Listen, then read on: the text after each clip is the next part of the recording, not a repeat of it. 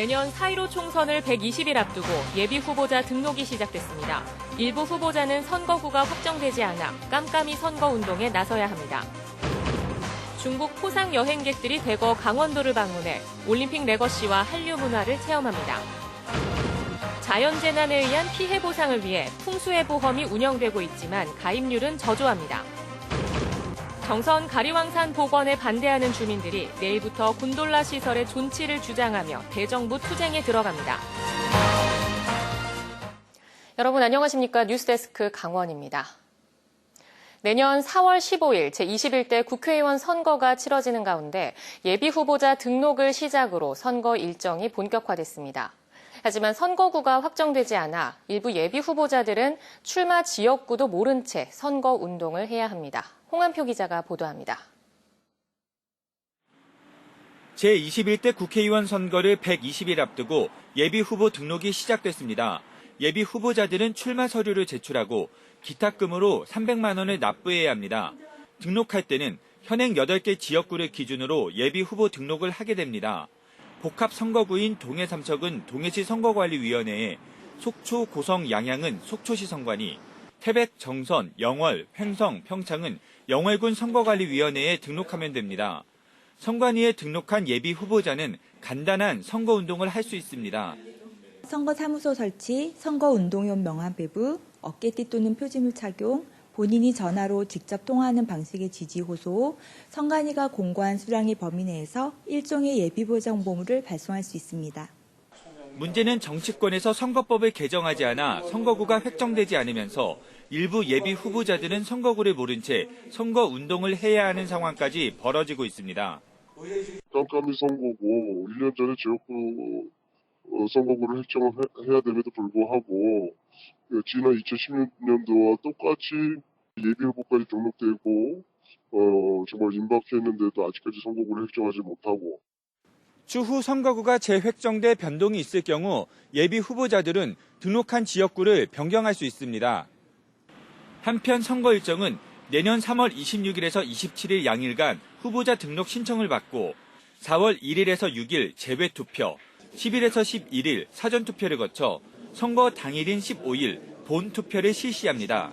MBC 뉴스 홍한표입니다. 오늘 제21대 국회의원 선거 예비 후보자로 등록한 출마 예정자들입니다. 강릉 선거구에는 자유한국당 김창남 경희대학교 교수와 민중당 장지창 강릉 청년센터 대표가 등록했습니다. 동해 삼척 선거구에는 더불어민주당 김명기 전 제19대 대통령 선거 더불어민주당 문재인 후보 중앙선대위 안보상황단 팀장이 등록했습니다. 태백 횡성 영월 평창 정선 선거구에는 자유한국당 김현식 전 태백시장과 자유한국당 박선규 전 영월 군수가 등록했습니다.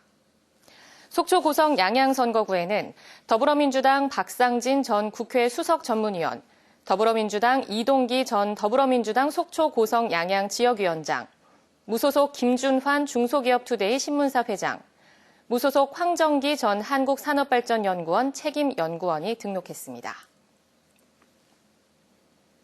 지난해 사립유치원 대란을 겪으면서 유치원 자체 자정 노력이 일었는데요. 그만큼 감사 적발 건수와 회수 금액도 줄었습니다.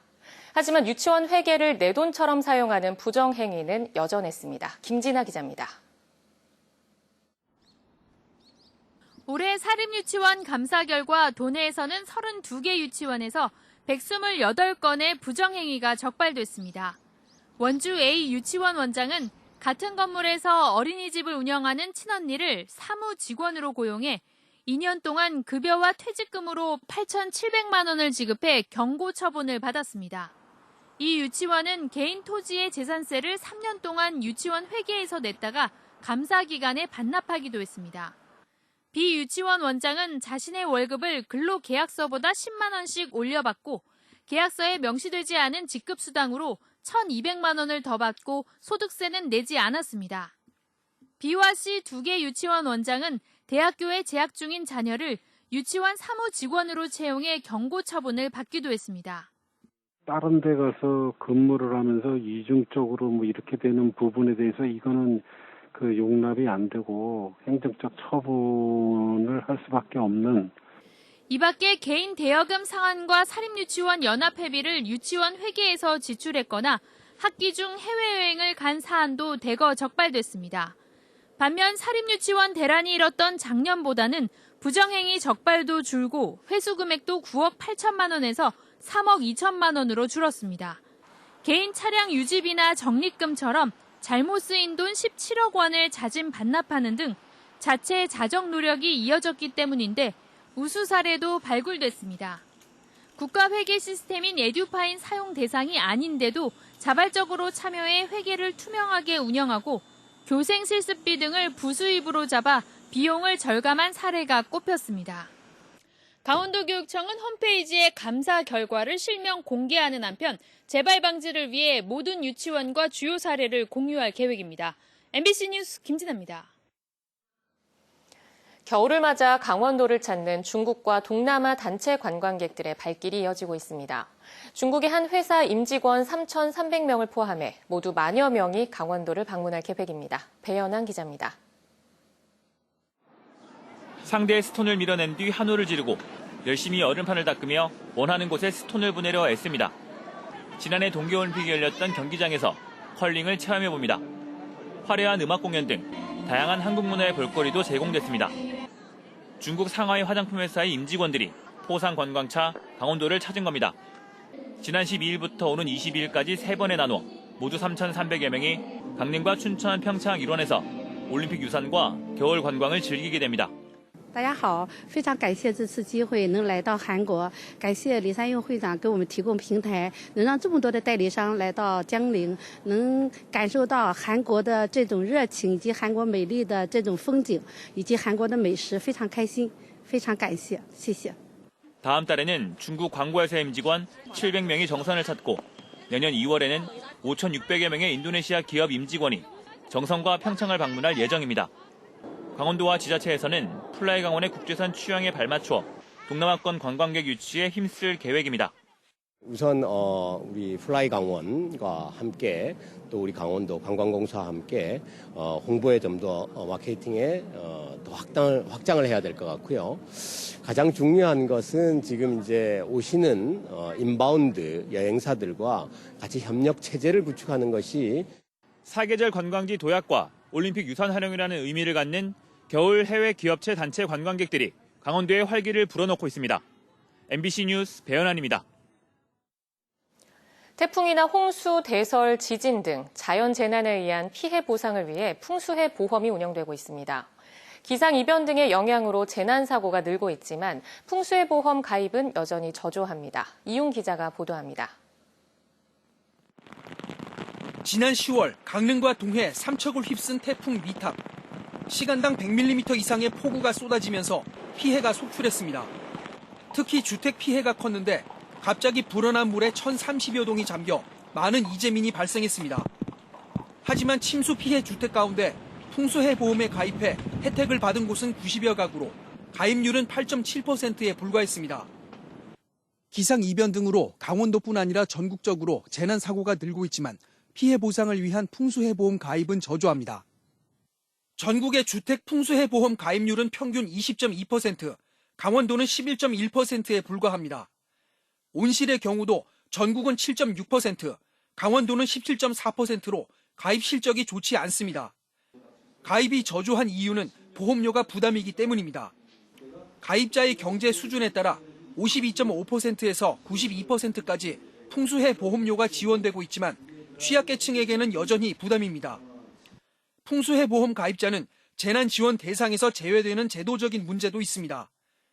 풍수해 보험 가입자는 정부가 지원하는 재난지원금을 받을 수 없고 피해 정도가 보험금 지급 기준에 미달해 보험금을 받지 못하는 경우에도 재난지원금이 지급되지 않습니다. 국가 정책적으로 판단을 해야 될 부분이라서요. 중복하는 부분에 대해서는 다른 의견도 있고 하기 때문에 현재로는 지금 중복 안 하는 걸로. 국회 예산정책처는 최근 보고서를 통해 풍수해 보험 가입자를 재난 피해 지원 대상에서 제외하는 건 보험 가입 활성화의 방해 요소가 된다며 제도 개선을 권고했습니다. 또 기후 변화로 앞으로 재난 피해가 더 커질 것을 고려해 국가의 재정 부담을 줄이기 위해서라도 풍수해 보험 가입을 늘리는 게 필요하다고 밝혔습니다. MBC 뉴스 이용입니다. 최근 고속도로에서 발생한 대형 사고로 운전자들의 불안감이 커지고 있습니다. 1차 사고 이후 후속 사고가 이어지면 인명 피해가 커지는데 고속도로 사고 직후 신속히 현장을 벗어나는 게 무엇보다 중요합니다. 백승호 기자가 전해드립니다. 고속도로 1차로에 방호벽과 부딪힌 승용차 한 대가 서 있습니다. 한 남성이 모자를 흔들며 뒤따르는 차량의 사고 상황을 알립니다. 하지만 소신호를 보지 못한 후속 차량은 남성 근처에서야 가까스로 차선을 바꿉니다. 자칫 2차 사고가 우려되는 아찔한 상황. 때마침 출근하던 경찰관이 우연히 현장을 목격하고 불꽃 신호기를 이용해 차선을 통제합니다. 이후 도로공사 직원들도 합세해 2차 사고 없이 현장을 수습할 수 있었습니다. 그 사고 현장을 딱 목격했을 때 금방 인지를 못했고 일반 운전자들도 똑같으리라 생각을 해서 사고 났다라는 걸 표시하기 위해서 구비되어 있던 불꽃 신호봉으로 사고 수습 때 썼던 불꽃 신호기입니다. 이렇게 불꽃이 나기 때문에 운전자들이 멀리서도 확인할 수 있습니다.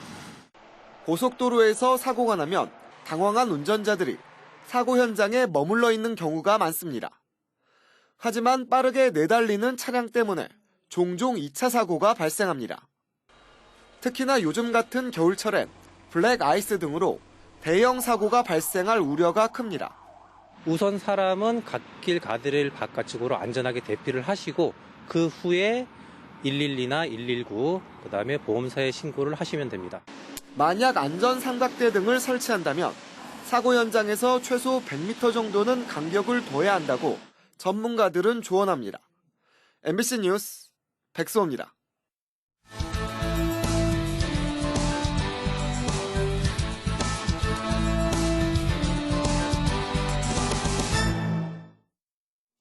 정선 군민들이 알파인 경기장에 존치를 요구하며 내일부터 무기한 투쟁에 들어갑니다.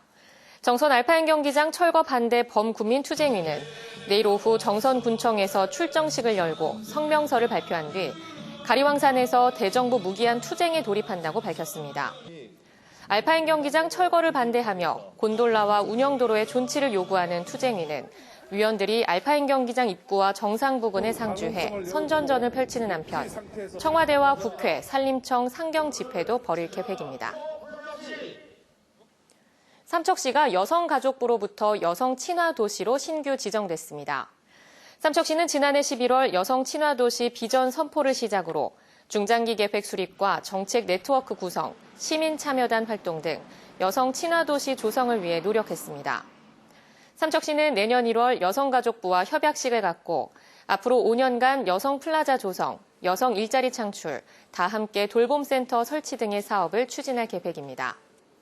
한편 도내에는 강릉과 동해 정선 등 6개 시군이 여성 친화 도시로 지정돼 있습니다.